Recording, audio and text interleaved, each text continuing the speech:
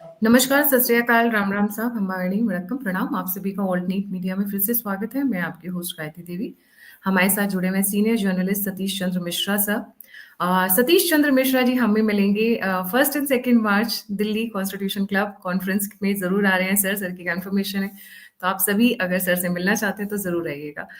Sir, पिछले कुछ दिनों से आप और मैं जैसा कि ऑफ द रिकॉर्ड बात कर रहे थे, ये जो मोटा भाई हैं, इनके जो छोटा भाई हैं, मोटा भाई के छोटा भाई को वापस लाया जा रहा है, रिवाइव किया जा रहा है। दोनों भाइयों में एक दुश्मनी जैसी हो गई थी जब इनके फादर प्रॉपर्टी इनके फादर की मृत्यु के बाद, देहांत के बाद प्रॉपर्टी का बंटवारा हो रहा था। तो अ, मुकेश अंबानी और अनिल अंबानी और उनके परिवारों में भी काफी डिफरेंसेस आए थे। और over a period of time gradually जैसे बिजनेस बढ़ा तो मुकेश अंबानी बहुत आगे बढ़ गए, अनिल अंबानी उतना नहीं बढ़ पाए। सो मच सो कि वो कर्ज के अंदर डूब गए। बट पीछे कुछ समय से कुछ ऐसी चीजें निकल कर आ रही हैं जो हमारे व्यूअर्स को आश्चर्यचकित कर देंगी। बहुत सारी डेवलपमेंट्स हुई हैं। और अगर मैं ये कहूं कि अनिल अंबानी को खड़ा किया जा रहा है मोटा भाई को काउंटर करने के लिए, तो गलत नहीं होगा। Sir, a very warm welcome, over to you. नहीं, ये तो बड़ी बड़ी दूर की बात हो गई कि अब मोटा भाई को काउंटर करने के लिए खड़ा किया जा रहा है। इस बात में अब इसलिए कोई दम नहीं है, क्योंकि आज की तारीख में अभी आज जब हम लोग बात कर रहे हैं तो अनिल अंबानी की नेटवर्थ जो है वो $2.5 बिलियन है, $2.5 बिलियन। और जो मोटा भाई है उनकी जो नेटवर्थ है वो $123 बिलियन है। तो 50 गुना, आप 50 गुना 60 गुना ज्यादा आप मान लीजिए, तो वो अंतर बहुत ज्यादा है। लेकिन जो समय के अगर आप गणना करिए तो उसके बाद अगले आने वाले जो 15 साल होंगे या अगले आने वाले 10 साल, क्योंकि अब ज्यादा तेज भाग रहा है समय आज की तारीख में, तो ये अब उनको काउंटर करेंगे या क्या करेंगे वो तो अलग बात है। कि अनिल अंबानी उसके बराबर पर आके खड़ा हो जाएगा, ये कोई असंभव चीज नहीं है कि आज $2.5 बिलियन है तो कैसे 10 साल बाद बराबर खड़ा होगा। ये आने वाला समय बताएगा। और अभी हम लोग बताएंगे मनीष जी, गायत्री जी, कि जरा एक उदाहरण मैं पहले बता दूंगी। जो मैंने कहा ना कि 10 साल का समय जो है कोई बहुत ज्यादा समय होता नहीं है, खासकर बिजनेस वर्ल्ड में। कि दर्शक जरा उठाकर देखे 2004 में गौतम अडानी की हैसियत क्या थी। ताजुब करिएगा, कुल 750 करोड़ रुपए की हैसियत थी, कुल 750 करोड़। यानी कहीं हिंदुस्तान के बड़े रईसों में या जो फोर्स की लिस्ट बनती थी उसमें दूर दूर तक कहीं अता पता नहीं था गौतम अडानी का। और 2014 की जो फोर्स की लिस्ट आई थी उसमें मेरे ख्याल से तीसरे नंबर पे या तीसरे या चौथे नंबर पे गौतम अडानी थे। 1,75,000 करोड़ की हैसियत हो चुकी थी। तो 750 करोड़ से 1,75,000 करोड़, अब कैलकुलेशन करते रहिए। तो 10 साल का पीरियड लगा था गौतम अडानी को। तो 10 साल में अनिल अंबानी अगर वहां पहुंच जाए तो कोई बड़ी आप असंभव या नामुमकिन बात वो नहीं है। और खासकर जिस तरह का उनके पास ऑफर है, जिस तरह की चीजें उनके पास हैं, और जो आपने कहा कि क्या प्रमोट किया जा रहा है या उनके बराबर खड़ा किया जा रहा है, तो गायत्री जी ये बातें कभी डिस्क्लोज नहीं होती हैं, चाहे जितना कोई इन्वेस्टिगेटिव जर्नलिस्ट हो। लेकिन आप उसको कोई उसका सबूत ढूंढ के लाए या कोई तथ्य ढूंढ के लाए, वो कभी नहीं मिलता। लेकिन जो सामने की परिस्थितियां होती हैं वो चीख चीख कर बता रही होती हैं कि हाँ खेल हो रहा है। और अनिल अंबानी के साथ खेल वो हो रहा। और उसके पीछे अनिल अंबानी की एक जो सबसे बड़ी कमी थी, वही आज मेरे ख्याल से आज वही उनका सबसे बड़ा एसेट बन रही है, जिसकी वजह से उन्होंने अपने पुराने संबंधों को रिवाइव किया और अपनी छवि को सुधारा, अपनी स्थिति को सुधारा। और एक तरह से नया नया स्टार्ट कर रहे हैं, नया स्टार्ट वो ले रहे हैं। लेकिन जो स्टार्ट की जो 2 ही 3 प्रकरण है अभी उनको बताऊंगा, तो वो बड़े शानदार शुरुआत है। और वो शुरुआत हिलाकर रख देगी आने वाले 5 साल में, अगर अनिल अंबानी ने अपनी पिछली गलतियों को नहीं दोहराया। क्योंकि पिछली गलतियां बहुत भारी पड़ी हैं अनिल अंबानी पे। आज आपने बड़ा बढ़िया टॉपिक लिया है। अनिल अंबानी का जो जीवन है, अनिल अंबानी की जो लाइफ है एज ए बिजनेसमैन, वो तो कायदे से एक हर बिजनेस, खासकर जो बिजनेस घराने हैं या जो बिजनेस पर्सनालिटीज हैं, उनके लिए एक सबक है और उनको उन सबको वो पढ़नी चाहिए। अनिल अंबानी की जो जिंदगी है वो एक अपने आप में मिसाल है। कि जरा गौर करिए कि 2006 में जब बंटवारा हुआ इन दोनों भाइयों का, और उसके बाद जो है जो अगली आई थी 2007 या 8 की फोर्ब्स की लिस्ट आई थी कि हिंदुस्तान के 100 बिलियनियर, उसमें अनिल अंबानी का नंबर छठा था, छठे नंबर पर अनिल अंबानी थे। और 2014 में जो है वो 2006 से 13वें नंबर पर आए। और आज की तारीख में अनिल अंबानी हिंदुस्तान के जो 100 बिलियनियर की अगर आप बात करिए तो उस लिस्ट में वो नहीं है, क्योंकि उसमें 100वें नंबर पर जो है वो कोई महिमा डाल्टा है बायोलॉजिकल इवांस की, और उनकी जो नेटवर्थ है वो 3.3 बिलियन डॉलर है। तो ये $2.5 बिलियन पे है, तो ये बिलियनियर की लिस्ट में तो है लेकिन टॉप 100 में नहीं है। तो समझ लीजिए क्या फर्क पड़ता है कि जो आदमी 2007-8 में छठे नंबर पे था हिंदुस्तान में, आज की तारीख में 100 में नहीं है, या 2014 में भी 13वें नंबर पे था। तो अभी अनिल अंबानी की जो ग्रोथ की हम लोग बात करेंगे या कैसे बढ़ रहे हैं, उससे ज्यादा तो जो डिस्कशन का विषय है कि अनिल अंबानी की हालत क्यों हो गई। और उसके कई बातें ऐसी हैं कि कुछ एक जो सबसे पहला प्रकरण मैं मानता हूं, जो मेरा मानना है, कुछ लोग हो सकता है इससे सहमत ना हो, कि एक उदाहरण मैं देता हूं कि हिंदुस्तान के किसी भी नामचीन व्यक्ति को, किसी भी फेमस सेलिब्रिटी को जो फिल्म इंडस्ट्री से संबंधित नहीं था, उसको कभी कोई फिल्म हीरोइन सूट ही नहीं की। मेरा कोई उनसे कोई विरोध नहीं है, लेकिन जो सामने उदाहरण है उनसे मैं अभी आपको बताऊंगा कि जिस मशहूर आदमी ने फिल्म हीरोइन से शादी करी, उसका उसके बाद शेयर जो है गिरते ही चला गया। वो बिल्कुल एकदम कहीं गुमनामी के दौर में वो खत्म हुआ। और ये कोई मैं अनिल अंबानी के लिए नहीं कह रहा हूँ, टीना मुनीम के लिए नहीं कह रहा हूँ। जरा पुराने हिस्ट्री में चले जाइए कि जिस समय हिंदुस्तान की बड़ी टॉप की हीरोइन थी, नाम था मुमताज, शादी की थी मयूर माधवानी ने, साउथ अफ्रीका से बहुत नामी बिजनेसमैन हुआ करते थे। आज की तारीख में मयूर माधवानी का कहीं जिक्र नहीं, कोई जानता नहीं है वो पैसे वाले हैं तो पैसा तो जीवन कट रहा है। लेकिन मुमताज लौट के बम्बई आ गई, फिल्मों में भी काम ढूंढा, सीरियल में भी काम ढूंढा, और आजकल घूम घूम कर आप लोग देख रहे होंगे पिछले साल 1.5 साल से पाकिस्तान तक के न्यूज चैनलों पे वो इंटरव्यू दे रही है 1-1 घंटे के। तो वो ठीक है रही, लेकिन जो स्टेटस मयूर माधवानी का उस समय हुआ करता था वो आज की तारीख में खत्म। लेटेस्ट आ जाइए कि अच्छा खासा बिजनेसमैन था, इंग्लैंड के अंदर उसके सिक्का चलता था, बड़ी प्रतिष्ठा थी, और उसने शादी कर ली शिल्पा शेट्टी से।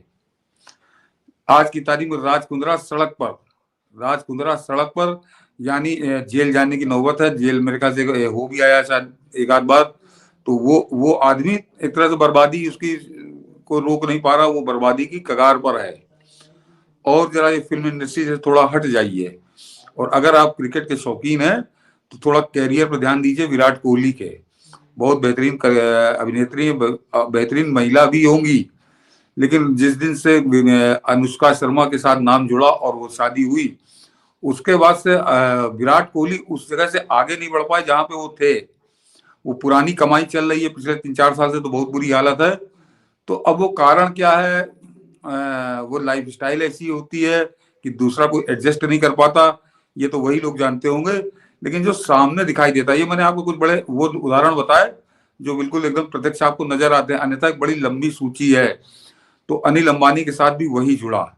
अनिल अंबानी ने शादी करी टीना मुनीम से। अब टीना मुनीम के अतीत क्या था उसको छोड़ दीजिए, लेकिन जब शादी हुई उसके बाद क्या हुआ, ये अनिल अंबानी की वो स्थिति हो गई कि अभी ज्यादा नहीं, जो अभी गायत्री जी कह रही हैं आप कि कोई प्रमोट कर रहा है, तो वो वास्तव में वो उस बात को, मैंने कहा ना, परिस्थितियां इसको बताती हैं कि अभी 2021 में 3 साल पहले ये आदमी बाकायदा हलफनामा देकर यूके की कोर्ट में इसने कहा कि मैं दिवालिया हो चुका हूं, मैं बैंकरप्ट हो चुका हूं। 3 साल पहले 2021 की बात है।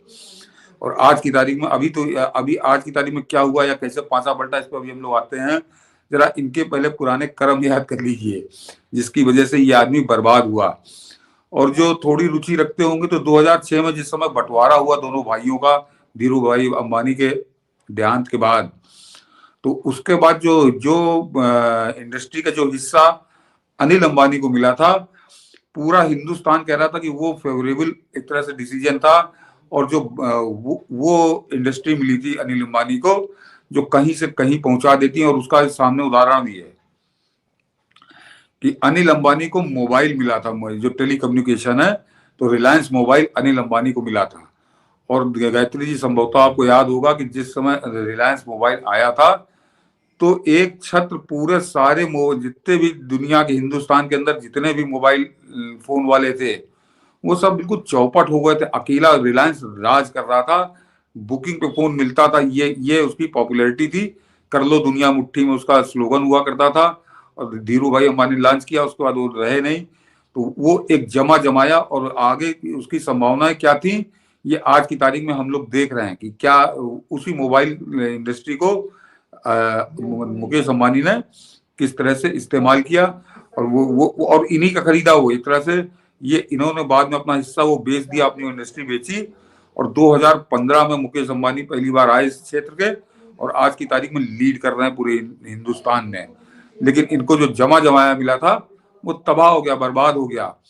और जो दूसरा सेक्टर था वो आज की तारीख में वो भी कहां से कहां है। अगर आप सेक्टर की बात करिए, रिलायंस पावर के मालिक अनिल अंबानी हुआ करते थे। लेकिन इन्होंने भगवान जाने कैसे मैनेज किया, क्या किया कि वो भी चौपट हो गया। और आज की वो एक तरह से बहुत बुरी हालत में हो गया। तो मैंने भी जिस समय 2008 में रिलायंस पावर का इन्होंने शेयर लॉन्च किया था तो मैंने भी खरीदे थे 100 शेयर। 415 या 425 रुपए का एक शेयर था वो। और मगर उस समय वो कौन से लेमन ब्रदर्स वाला जो अमेरिका में हुआ था, उसकी वजह से यहाँ पे भी शेयर मार्केट गिरी थी, तो वो बढ़ नहीं पाया था। लेकिन उस शेयर मार्केट से कोई लेना देना नहीं, जो इनका वैल्यू थी उस वैल्यू पे तो वो लिस्टेड हो ही गया था। बाद में उसको कैसे इन्होंने उसको मिसमैनेज किया, किस तरह से उड़ाया, और उसके ऊपर अभी आऊंगा मैं कि ये मिसमैनेज हुआ क्यों, तो वो भी बर्बाद हो गया। यानी जो दो सबसे प्रॉफिटेबल और असीम संभावनाओं वाले क्षेत्र थे, उन दोनों को बर्बाद करके अनिल अंबानी ने खत्म कर दिया था। और उसी का नतीजा है कि 2021 में इनको लगाना पड़ रहा था कि हम दिवालिया हो गए, बैंकरप्ट हो गए। हिंदुस्तान का 6ठे नंबर का अमीर, और वो विदेश में जाकर बता रहा था कि मैं दिवालिया हूं। तो ये एक तरह से इनके लिए भी बहुत बड़ा सबक था। और भारत के लिए क्या कहूँ, भारत में बहुत से लोग ऐसे आते जाते हैं। लेकिन इसका कारण क्या था, ये मैंने कहा ना कि अनिल अंबानी की जो हिस्ट्री है, ये अनिल अंबानी की जो लाइफ स्टोरी है, वो अपने आप में एक सबक है और हर बिजनेसमैन को जरूर पढ़नी चाहिए। तो पहला तो मैंने कहा कि एक अपना जो आकर्षण जो थे वो ये इसको छोड़ नहीं पाए फिल्मों का लेकर, और फिल्मों में बकायदे पत्नी ही इन्होंने हीरोइन चुन ली। खैर वो व्यक्तिगत निर्णय था। उसके अलावा 2006 में जब ये मालिक बने तो 2008 या 9 में ये फिल्म लाइन में भी घुसे। इन्होंने एड लैब्स जो है आप देखा होगा, एड लैब्स में फिल्में बनाती थी। एड लैब्स के मालिक अनिल अंबानी ही हैं। तो फिल्मों में आए तो वहां पूरी तरह तबाह हुए। वो एड लैब्स भी ऐसी तैसी हो गई उसकी, और वो भी कहीं को उसका प्रॉफिट नहीं आया। तो सब कुछ इकट्ठा करके और इन्होंने उड़ा दिया। और जो जो सबसे बड़ा कारण मैं मानता हूं जिसको अब शायद सुधारा है, या अब इस लायक ही नहीं रहेगा कि वो वाला शौक ये कर सके, कि जो गायत्री जी आप ही के साथ मैंने सुब्रत राय के डेथ पे एक कार्यक्रम किया था, और उस पर मैंने कहा था कि दुनिया इस समय सुब्रत राय की दुनिया के अवगुण बता रही कि ये कमी है, वो कमी है, ये कर दिया, वो कर दिया। और मेरा अपना मानना था, बाद में बहुत लोग सहमत हुए। आपका प्रोग्राम देखने के बाद वो बड़ा वायरल भी हुआ था। तो मैं बताऊं आपको, 3-4 ऐसे लोगों के फोन आए कि मुझे भी अच्छा लगा कि इन लोगों ने देखा और उसको स्वीकारा। और पत्रकारिता जगत से थे वो, कि सुब्रत राय की जो सबसे बड़ी कमी थी वो ये थी कि वो पॉलिटिक्स में बहुत खुलकर और सामने आ गए थे। वो ये कभी नहीं करना चाहिए, बिजनेसमैन आदमी को तो बिल्कुल नहीं करना चाहिए। लेकिन सुब्रत राय ने वो काम किया था, और उसका सुब्रत राय का हाल हम लोग देख चुके हैं। गायत्री जी का वो एपिसोड अगर हो तो आप लोग देखिएगा उसको। बिल्कुल सेम गलती अनिल अंबानी ने दोहराई थी। अनिल अंबानी एक तरह से उस समय का जो पॉलिटिकल सर्किल था, खासकर क्योंकि यूपी से बड़ा मामला करीबी था, कि अनिल अंबानी को लोगों ने अमर सिंह का पिछलग्गू मान लिया था कि अमर सिंह जो कहेंगे वो अनिल अंबानी करेंगे, और अमर सिंह जिस काम को मना कर देंगे उस काम को अनिल अंबानी नहीं करेंगे। और ये इस बात की पुष्टि हो गई थी जिस समय आपको याद हो 2008 या 9 में जो जब 2G घोटाला चल रहा था, उस समय कुछ फोन लीक हुए, तो मोबाइल मोबाइल टॉक्स जो हैं वो लीक हुई, जिसमें बरकार का था, दुनिया भर के लोग उसमें बेनकाब हुए थे। तो वो बहुत लंबा वो था। उसी में एक मोबाइल लीक आई थी कि अनिल अंबानी और अमर सिंह की बातचीत हो रही है। तो वो बातचीत बता रही थी कि किस हद तक उस दोस्ती में मतलब गिर गए थे, या यूं कहो कि किस हद तक उस दोस्ती में गिर गए थे, कि जिस तरह से अमर सिंह बात कर रहा था अनिल अंबानी से, वो हिंदुस्तान के 6 नंबर के रवि रईस से कोई दलाल नहीं कर सकता, क्योंकि अमर सिंह की छवि पॉलिटिकल ब्रोकर की ही थी।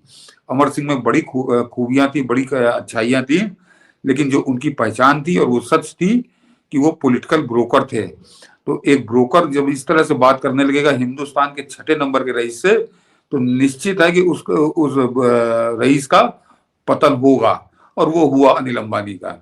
और इस बात को, दोस्ती कितनी ज्यादा गहरी थी, इस बात को एक बार अमर सिंह ने खुद एक इंटरव्यू में बड़ा स्पष्ट बताया था, कि उन्होंने बताया कि कहीं मेरी जो है मुकेश अंबानी से कहीं चेन्नई में एक पार्टी में मुलाकात हो गई, तो मुकेश अंबानी ने पूछा कि मुझसे नाराजगी क्या है, मुझसे इतना नाराज क्यों हो? तो कहा मैंने उस समय अमर सिंह ने बड़े गर्व से बताया था कि मैंने कहा कि अनिल अंबानी मेरा दोस्त है, अनिल अंबानी मेरे भाई की तरह है, और चूंकि तुम्हारी अनिल अंबानी से नहीं पड़ती, तुम अनिल अंबानी के खिलाफ हो, तो मैं भी तुम्हारे खिलाफ हूं। तो ये जो अभी आपने कहा कि इसके लिए कुछ गवाही साखी की सबूत की जरूरत नहीं है, अमर सिंह का वो बयान वो बताता है कि दोनों भाइयों में खटपट हो चुकी थी, और वो इस स्तर तक थी कि अमर सिंह ने बहुत स्पष्ट उनको बताया। तो ये सब जो अपने साथ बैगेज लेके चले थे अनिल अंबानी, तो उस बैगेज ने इनको दिया तो कुछ नहीं, लेकिन ये तबाह जरूर हो गए। और इसके बाद मतलब 2014 में भी इनकी आंखें नहीं खुली, 6 नंबर से 13वें नंबर पे आ गए थे 2014 में, तो इतनी बुरी स्थिति नहीं थी, लेकिन उसके बावजूद ये अपना पॉलिटिकल इंक्लिनेशन जो था उसको ये छोड़ नहीं पाए, उससे दूर नहीं हुए, और बाद में कीचड़ में धंसते चले गए। सब जानते थे कि अनिल अंबानी का मतलब मुलायम सिंह यादव, समाजवादी पार्टी। ये बड़ा एकदम बहुत क्लियर था कि अनिल अंबानी समाजवादी पार्टी का चेहरा है। उस तरह से नहीं बन पाए थे जिस तरह से सुब्रत राय बने थे, लेकिन हाँ उसके बाद नंबर 2 पे ये भी, इनको भी गिना जाता था।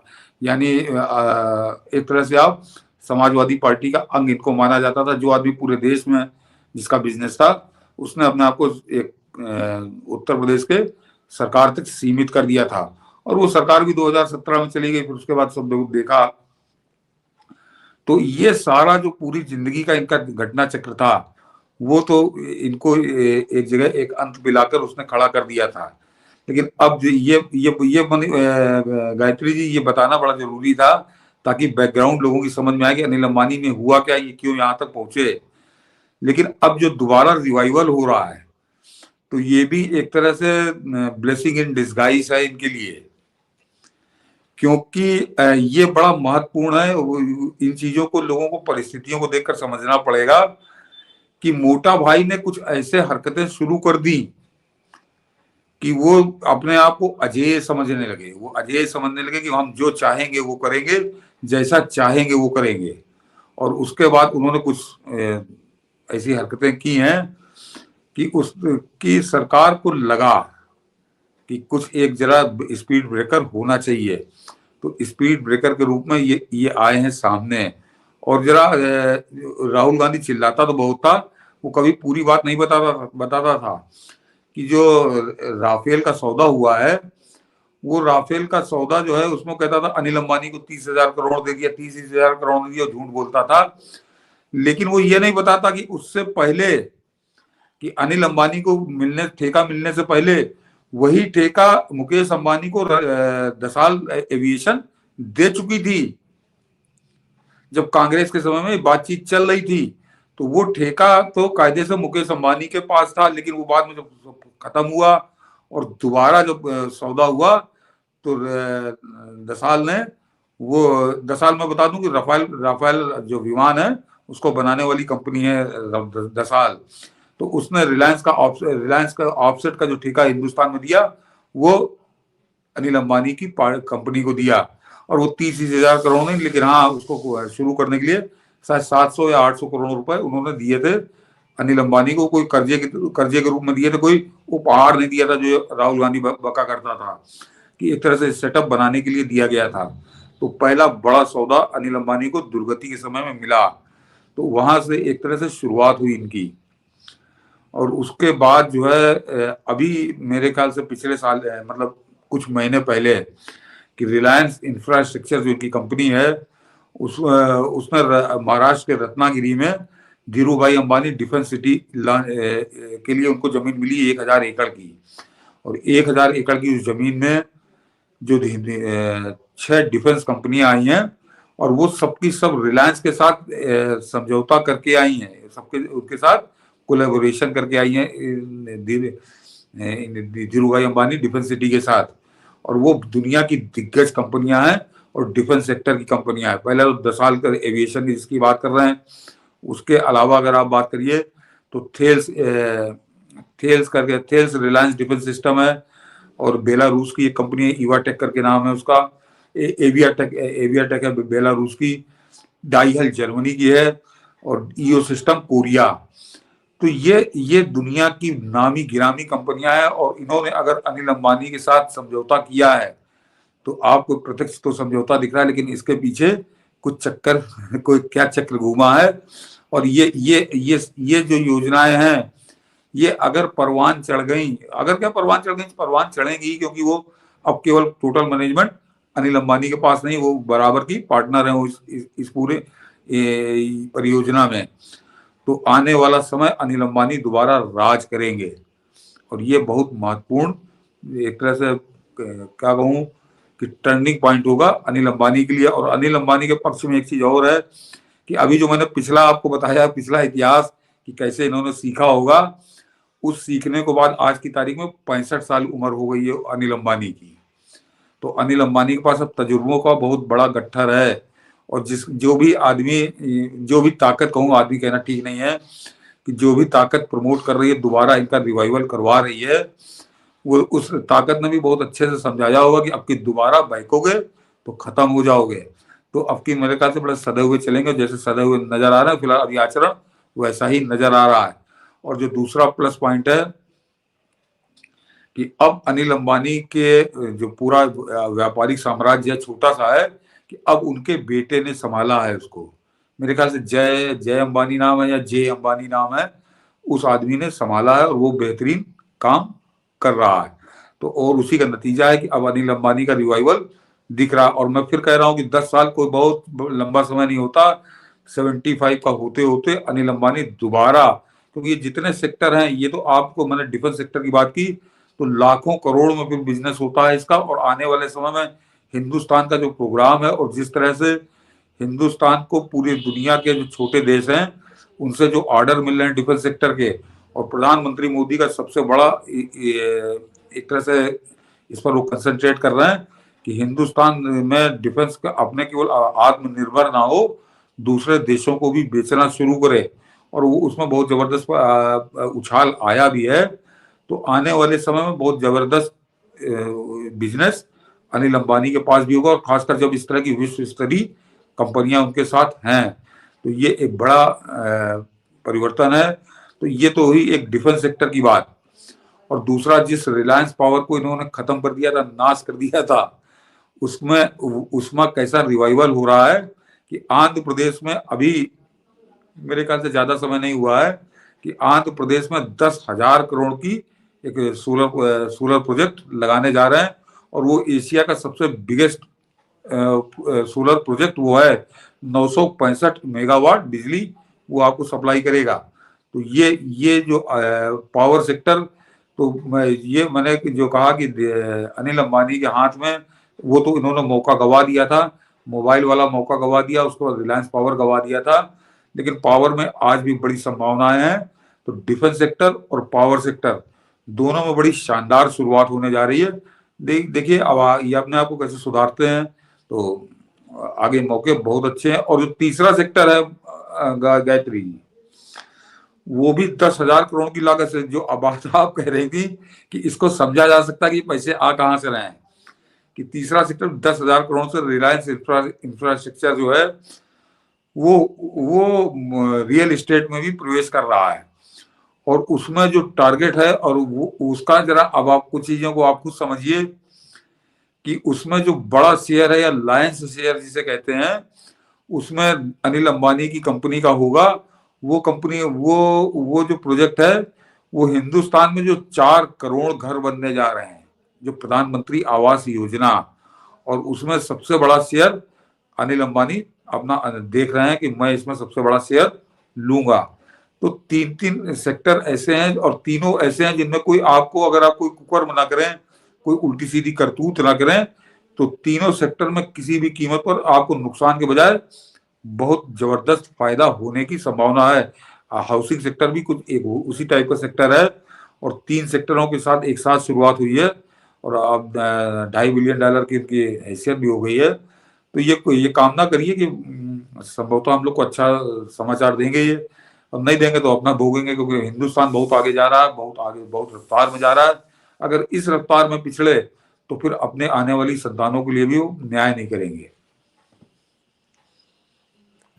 सो 3 सेक्टर्स जहां अनिल अंबानी इस वक्त धुआंधार बैटिंग करते हुए नजर आ रहे हैं। एक तो डिफेंस हो गया, जैसे सर अभी आपने बताया, डिफेंस कॉरिडोर्स और वो सब, दूसरा पावर, और तीसरा इंफ्रास्ट्रक्चर, और तीनों ग्रोइंग है सर। ऐसा नहीं कि इनकी कोई लिमिट है या कैपेसिटी है, तीनों ग्रोइंग है। हाँ, मैंने देखिए वो जो सोलर पावर है उसका तो स्काई इज द लिमिट, वही वाली स्थिति है। और जो हाउसिंग सेक्टर, जो रियल एस्टेट की बात कर रहे हैं, तो 4 करोड़ घर बनने हैं, छोटे मोटा है ये 4 करोड़। मतलब अगर आप जो प्रधानमंत्री आवास बन रहे हैं उनका 2 लाख की भी आप लागत मान लीजिए, तो 8 लाख करोड़ रुपए का तो केवल वही एक क्षेत्र है जिसमें कितना हिस्सा वो ले पाते हैं, कितना काम वो कर पाते हैं। तो sky is the limit. Sir ये तो हो गया अनिल अंबानी की ग्रोथ, और जैसा कि हमने डिस्कस किया, मैं चाहती हूँ सर थोड़ा सा तो इलाबोरेट करें, पुश कहाँ से आ रहा है ये? वैसे एक चीज है सर, इनके ऊपर बहुत सारा कर्जा था, बहुत सारे केसेस थे। इन्होंने जिस वक्त इनके बारे में न्यूज नहीं आती थी, मैं व्यूअर्स को बताऊं, इन्होंने अपने सारे कर्जे चुकाए हैं, चाहे बैंकरप्ट हो गए हो, बट कोई भी कर्जा बाकी नहीं रखा है। अगर अभी से लेके व्यूअर्स जाके पिछले 1.5 साल की न्यूज खंगालेंगे तो हमेशा नजर आएगी कि 2-3 महीने के इंटरवल पे इन्होंने कहीं 5,000 करोड़ है, कहीं 4,000 करोड़ है, कहीं 300 करोड़ है, जो भी छोटे छोटे से लेके बड़ा जितना भी अमाउंट था, इन्होंने सारे कर्जे उतारे हैं, सारे कर्जे। और जितने भी इनके ऊपर केसेस थे, स्पेशली फाइनेंस से रिलेटेड, सब निपटाए हैं। तो ये एक मतलब क्लीन स्लेट के साथ शुरू कर रहे हैं सर। पुश कहाँ से आ रहा है, और मोटा हाँ, भाई ने ऐसी क्या गलती की? दोनों दोनों बहुत इंपॉर्टेंट है जी। नहीं नहीं, इसमें 2 संभावनाएं हैं। एक तो जो पहली वाली हम लोगों ने बात की, उस पर हो सकता है कि हम लोग गलत हो, क्योंकि ये बड़े गेम है, बड़े बड़े खिलाड़ी इसको खेलते हैं, कि इसमें 2 संभावनाएं हैं और कहीं से तीसरी कोई संभावना हो ही नहीं सकती। कि पहली संभावना तो ये है कि देखिए, जो अभी हम लोगों ने प्रोजेक्ट डिस्कस किए, वो सब बिना सरकार के संरक्षण के हो ही नहीं सकता। और जिस तरह के पूरी दुनिया से साथ मिल रहा है, दुनिया की बड़ी बड़ी कंपनियां आकर इनके साथ समझौता कर रही हैं, तो निश्चित तौर पर सरकार का ही आप कह सकती हैं कि सरकार का ही एक तरह से संरक्षण कह लीजिए या साथ कह लीजिए, जो भी कहें आप, तो वहां से वो इंतजाम बन रहा है। लेकिन दूसरा जो मेरा, अगर आप संभावना की बात करिए, तो एक संभावना और है गायत्री जी, और वो बड़ी विपरीत संभावना, बिल्कुल इसके उल्टी। कि जरा गौर करिए कि अनिल अंबानी जिन 2 सेक्टरों में प्रवेश कर रहे हैं, या तीनों में बात करूंगा मैं, वो तीनों सेक्टर कौन कर उन तीनों सेक्टर में उनका आने वाले समय में कंपटीटर कौन होगा? उन तीनों सेक्टरों में उनका आने वाला कंपटीटर होगा गौतम अडानी। गौतम अडानी डिफेंस सेक्टर में भी हैं। गौतम अडानी आज की तारीख में हिंदुस्तान के सबसे बिगेस्ट प्लेयर हैं, अगर आप पावर सेक्टर की बात करिए, और इंफ्रास्ट्रक्चर में भी हैं। तो एक संभावना ये भी है कि क्या दोनों भाइयों में कुछ समझौता हो गया है, और उसके बाद अडानी के लिए एक नया कंपटीटर तैयार करा जा रहा है। क्योंकि जिस तरह की ये दौलत बरसी है, अचानक बरसी है 2021 में, जो आदमी दिवालिया था वो आज की तारीख में मतलब जहां चाह रहा वहां कर रहा है। तो अब ये दोनों संभावनाएं हैं, और इस संभावना ही हम लोग जता सकते हैं क्योंकि मैंने शुरुआत में कहा कि इनके कभी कोई सबूत नहीं होते, बड़ा सिस्टमेटिक तरीके से होता है। तो अब वो कौन है ये आने वाले समय में हम लोग को खुलेगा, लेकिन फिलहाल हम एक आदमी को नहीं कह सकते या एक संस्था को नहीं कह सकते। इसमें दो संभावना है कि या तो सरकार और या फिर जो मैंने कहा कि दोनों भाइयों का कोई मेल मिलाप हुआ है। और अडानी के लिए एक डायरेक्ट आकर चैलेंज करना थोड़ा कठिन हो रहा था उनके लिए, तो वो भाई के जरिए अब वो चैलेंज करेगा। और उन तीनों सेक्टर जो हैं वो एक तरह से गौतम अडानी के बड़े मजबूत एसेट हैं। पॉइंट तो बिल्कुल सही कह रहे हैं आप। और कहा जाता है कि कभी भी अनचैलेंज नहीं छोड़ना चाहिए, मोनोपोली नहीं होनी चाहिए किसी भी कंपनी की, नहीं तो वो कंपनी फिर बाहें मरोड़ने लग जाती है। और अक्सर हमने पहले भी ये देखा है होते हुए कॉर्पोरेट सेक्टर में। नहीं, बहुत वो इंटरेस्टिंग पॉइंट। उस बात का नरेंद्र मोदी बहुत ध्यान रखते हैं। ये गलत फहमी मोटा भाई को हो गई थी कि हम मोबाइल सेक्टर में जो है हम अनचैलेंज्ड है और जैसा चाहेंगे वैसा करेंगे। लोकसभा चुनाव के बाद उन्होंने तत्काल अपना टैरिफ बढ़ाने की घोषणा कर दी थी। पूरे हिंदुस्तान में आफत हो गई थी कि अरे तब ऐसे बढ़ा, और जैसे रिलायंस ने बढ़ाया तो पूरे सारी कंपनियों ने बढ़ा दिए थे।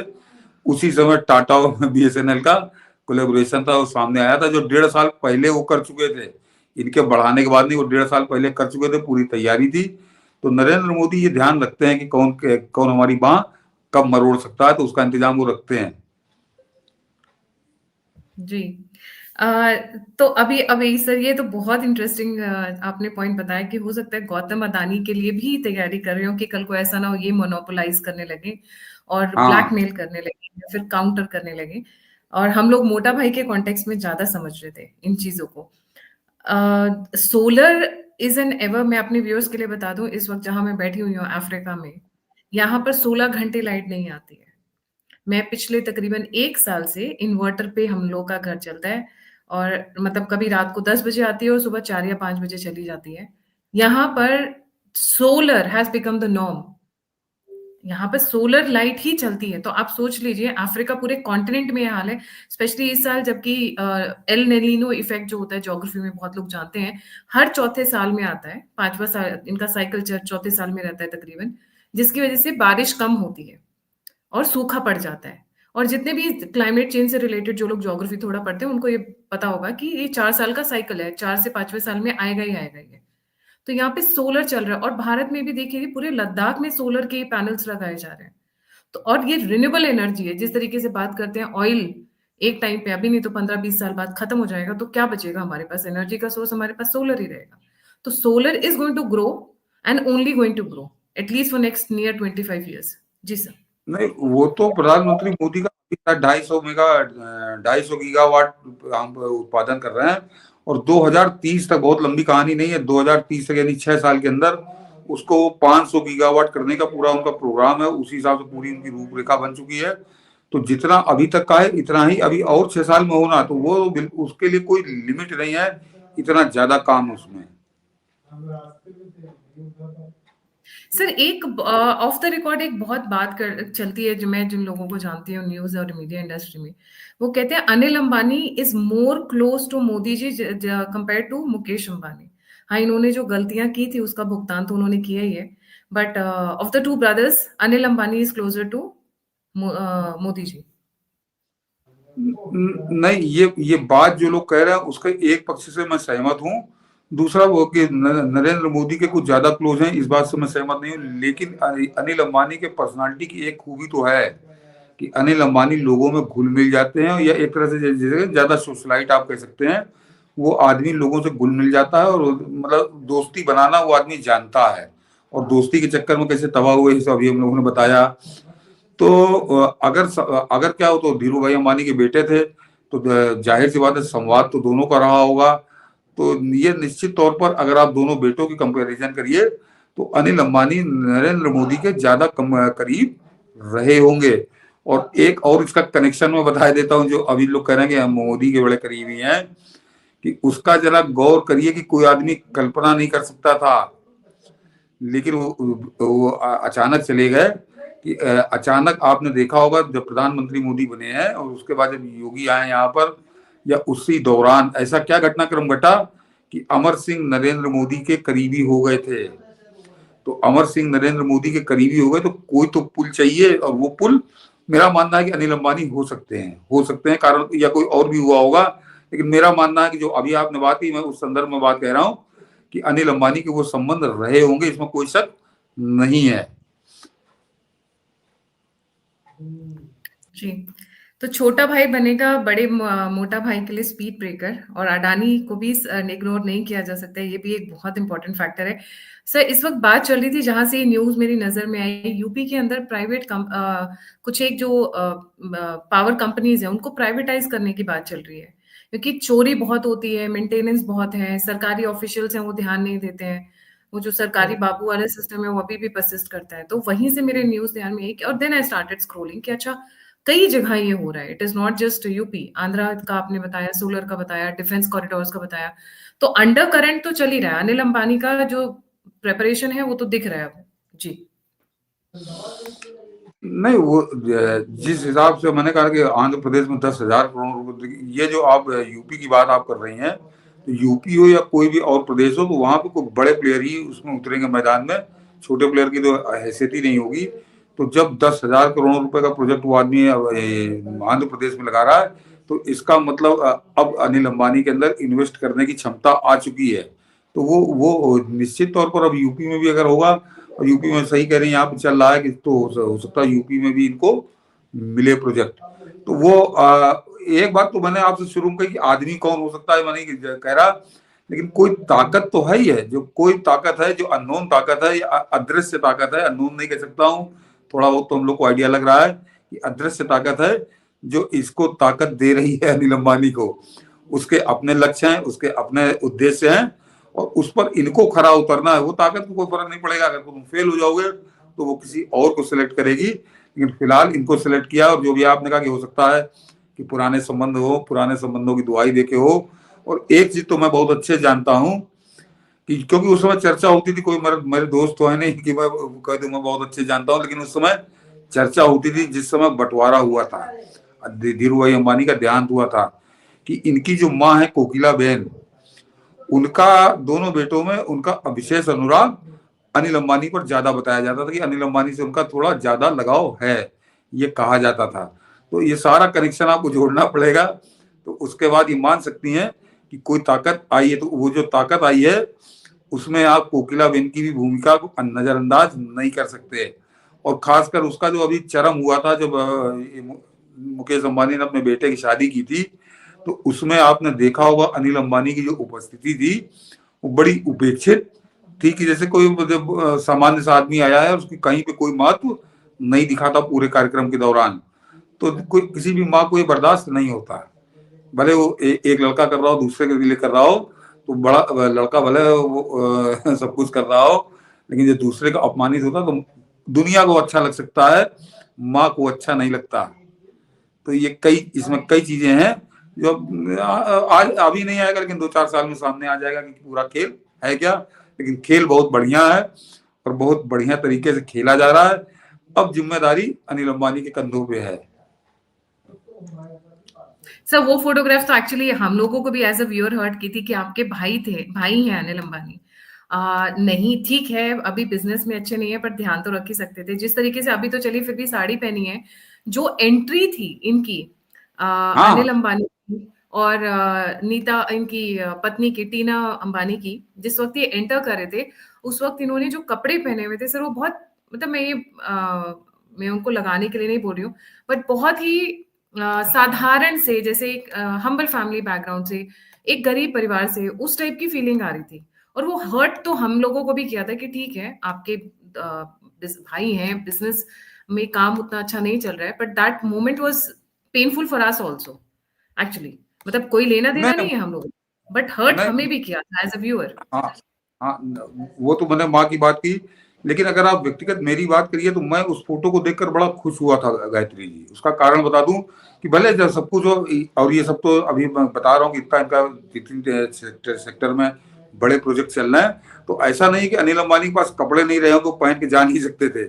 लेकिन जब मैंने अनिल अंबानी की वो सादगी देखी, तो मुझको लगा कि इस आदमी ने उन जो 16-17 साल गुजार के आया है, तो इसने सबक सीख लिया कि दिखावे में, शो ऑफ में कुछ नहीं रखा।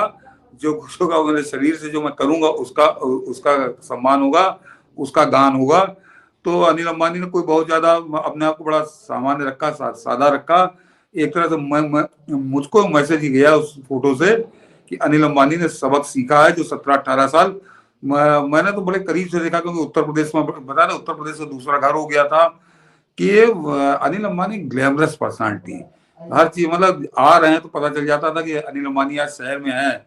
तो बड़ा तामझाम सब कुछ किया अनिल अंबानी ने। उसके बाद अब जो निष्कर्ष उनका मेरे ख्याल से अपना निकाला होगा कि अब इसमें कुछ नहीं रखा, काम करना जरूरी है, तो वो तो बढ़िया, मैं उसको बढ़िया संकेत मानता हूँ। और जैसा कि सर आपने बताया, इनके बेटे अनिल अंबानी का नाम है जय अनमोल अंबानी। हाँ, वो उनके जय जय बारे मैंने में उनके बारे में न्यूज़पेपर्स पे तो सर क्या तारीफ लिखी हुई है। आई एम क्वाइट सरप्राइज, मैंने उनके बारे में नहीं किया था सर्च जब हमने ये हाँ टॉपिक उठाना शुरू किया था। So the newspapers are full of praise for him. Meet, अब जैसे मैं हेडलाइन पढ़ रही हूँ जी न्यूज़ की 19 अगस्त की। Meet Jai Anmol Ambani, Anil Ambani saviour son who built rupees 20,000 crore empire and owns luxurious car collection. ET Times लिखता है, meet son who revived father's debt-ridden companies. Their uncle is Asia's richest man. Grandfather was biz tycoon. Anil Ambani's son Jay Anmol seeks public shareholder status. What next for RP Power Infrastock? How Anil Ambani's sons Jay Anmol Ambani and Jay Anshul Ambani are changing the Anil Ambani's future. काफी इनके बारे में बहुत तारीफें हैं दोनों, मतलब जय अनमोल अंबानी के बारे में स्पेशली। मैंने इसका बेटा है और दूसरे बेटों से वो गलती नहीं होगी। उसकी कारण है कि जो जिस जिस काम को इन्होंने 65 साल की उम्र में सीखा, तो वो बेटे जब छोटे थे तो उन्होंने वो देखा है दौर, जो मैंने कहा ना कि ग्लैमरस पर्सनालिटी, मतलब अनिल अंबानी का आना जाना लोगों को महसूस हो जाता था कि अनिल अंबानी आए और अनिल अंबानी गए। और उसके बाद उन्होंने वो भी दौर देखा कि पिताजी वहां पे हलफनामा लगा रहे हैं कि हम दिवालिया हो गए। तो 25 साल की उम्र के अंदर उन्होंने सब कुछ देख लिया। तो वो जिंदगी के कड़वे और मीठे अनुभव सब उन्होंने देख लिए। तो अब वो जो शुरुआत करेंगे वो कहीं पे उनसे गलती नहीं होगी। तो उसका नतीजा है कि अब ये तीनों सेक्टर और तीनों सेक्टर की जो रिपोर्ट है अभी तक की, वो ये है कि राइज कर रहे हैं और बढ़िया तरीके से ऑपरेट कर रहे हैं। तो ये बढ़िया चीज है, अच्छा है किसी भी पिता के लिए। इससे बड़े सुख की कोई बात नहीं होती कि दोनों बेटे उनके अच्छे निकले हैं। और सबसे खास बात जो अंत में कहूंगा मनी गायत्री जी, कि जरा एक बात और है जो कहीं किताब में या अखबार में नहीं लिखी जाएगी, कि जब ये अंतर इतना ज्यादा था, जैसे अभी आपने शादी की बात की, तो फिर वो भाइयों में भी अंतर बड़ा साफ नजर आता होगा और उसको वो अनुभव भी करते होंगे कि मुकेश अंबानी के बेटे और अनिल अंबानी के बेटे, तो वो जब इतने ज्यादा अंतर आ जाता है और इस तरह का मामले हो, तो वो एहसास उनको भी कराया जाता होगा या उनको स्वतः हो जाता होगा। तो वो सारे कड़वे घूंट पीने के बाद अब वो मैदान में उतरे हैं, तो वो बेहतर तरीके से काम करेंगे। हार्ड एंड सोल्जर जिसे हम बोलते हैं, क्योंकि वो देख चुके हैं 25 साल की उम्र में, उन्होंने सब कुछ देख लिया। तो अब सब उनके कुछ देख पास लिया है। सब कुछ देख लिया, तो अगर वो लायक होंगे तो वो यहाँ से जो ऊंचा उड़ान भरेंगे, वो शायद मुकेश अंबानी के बच्चे भी नहीं कर पाएंगे, क्योंकि उन्होंने नहीं। सिर्फ अभी तक भलाई देखी है। अभी तक हाँ, उन्होंने वो नहीं देखा है, डिफिकल्ट टाइम नहीं देखा है। नहीं देखा और है। मैं वैसे तो कंपेयर नहीं करना चाहिए, पर मुकेश अंबानी के बेटों में मैं ये बोलूंगी चांदी के चम्मच मुंह में लेकर पैदा हुए हैं। उनकी काबिलियत के मैंने, क्योंकि कुछ एक लोग हैं जो उनसे मिले हुए हैं और जो उनके साथ कई बार उठक बैठक में काम भी कर चुके हैं, जो फीडबैक आता है that is not a very, कि बहुत एग्रेसिव लीडर्स नहीं है, बहुत मजबूत संस्था को जैसे लीड करने वाला एक वो होना चाहिए मैनेजर या कॉर्पोरेट या स्किल्स, वैसी नहीं है। क्योंकि पापा जी ने बना दिया है, दादाजी ने बना दिया है, तो संभाल लें वही बहुत है। मतलब स्टेटमेंट आता है संभाल लें, यही बहुत होगा। तो इस तरीके की और बड़ा इंटरेस्टिंग टॉपिक है, तो मैं और 2 मिनट लूंगा कि मैं फिर आ जाऊंगा फिल्म के ऊपर, कि ये फिल्म जो है किसी भी हिंदुस्तान के किसी भी क्षेत्र के सफल आदमी के लिए फिल्मों का आकर्षण जहर की तरह होता है। और अभी इसका उदाहरण बताता हूँ कि आपने देखा होगा कि जो मुकेश अंबानी के बेटे हैं, एक तो खैर जो मोटा वाला है उसको छोड़ दीजिए, क्योंकि वो जितने सिनेमा स्टार हैं वो सब उनके बड़े गहरे मित्र हैं।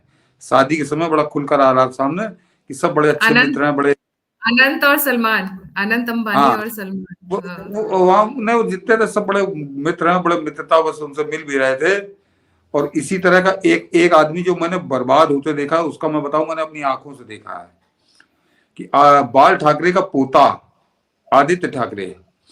और मैं 2014 या 15 में बॉम्बे में था, सीरियल की शूटिंग हो रही थी, तो मैं फिल्मिस्तान स्टूडियो में था। हम लोग का वहाँ सेट लगा हुआ था, वो करीब महीने 1.5 महीने वहाँ लगातार चला था काम। और उसी समय हाउसफुल मेरे ख्याल से पिक्चर आई थी, अक्षय कुमार की कोई थी, तो जिसमें अक्षय कुमार और ये रितेश देशमुख वगैरह थे, अभिषेक बच्चन भी था उसमें।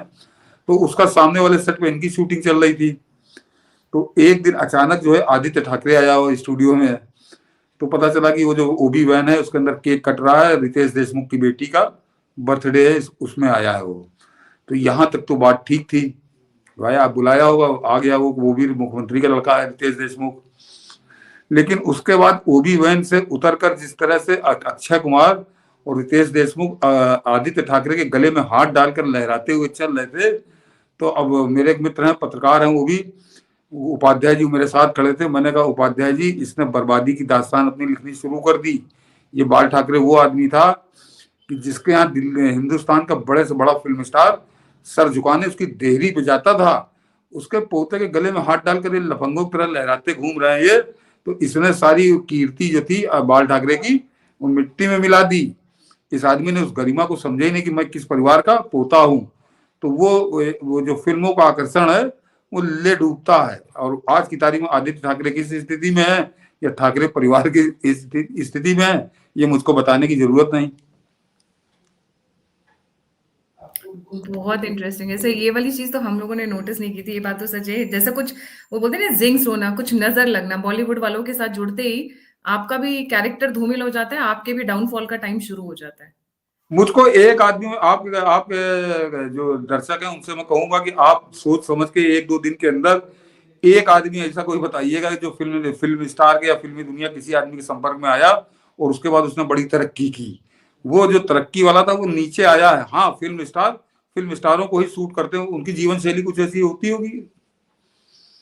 जी, उनकी जीवन शैली वैसी है ना, वो चकाचौंध वाली है, पीछे वाली लोग बहुत कम जानते हैं। बहुत thank you so much sir, बहुत ही मजेदार सेशन था आज का। जाने से पहले व्यूअर से रिक्वेस्ट है, प्लीज लाइक सब्सक्राइब शेयर करना ना भूलें। और सर से मिलना है तो 1 और 2 मार्च दिल्ली कॉन्स्टिट्यूशन क्लब में पधारिएगा, वहीं मुलाकात होगी। जय हिंद, जय श्री राम, हर हर महादेव। जय श्री राम, जय श्री राम।